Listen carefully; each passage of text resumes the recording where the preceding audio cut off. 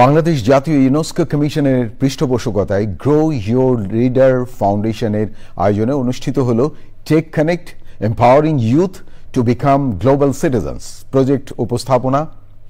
এখানে অংশ নেওয়া বিভিন্ন শিক্ষা প্রতিষ্ঠানের শিক্ষক এবং শিক্ষার্থী প্রতিনিধিরা বলেছেন, এই ধরনের আয়োজনে শিক্ষার্থীদের বিশ্ব নাগরিক হতে কয়েক ধাপে এগিয়ে নেবে। পাশাপাশি বহির্বিশ্বের কাছে বাংলাদেশকে উপস্থাপনের একটি প্ল্যাটফর্ম তৈরি হবে বলেও মনে করছেন সংশ্লিষ্টরা।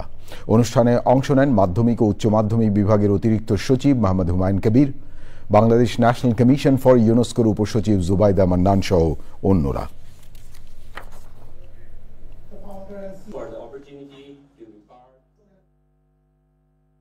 যখন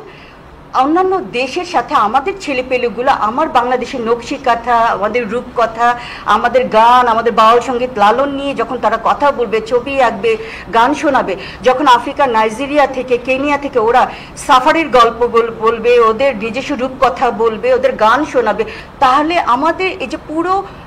মহাবিশ্ব আমার একটা প্ল্যাটফর্মে চলে আসছে এবং আমার বাচ্চারা আমরা এটাতে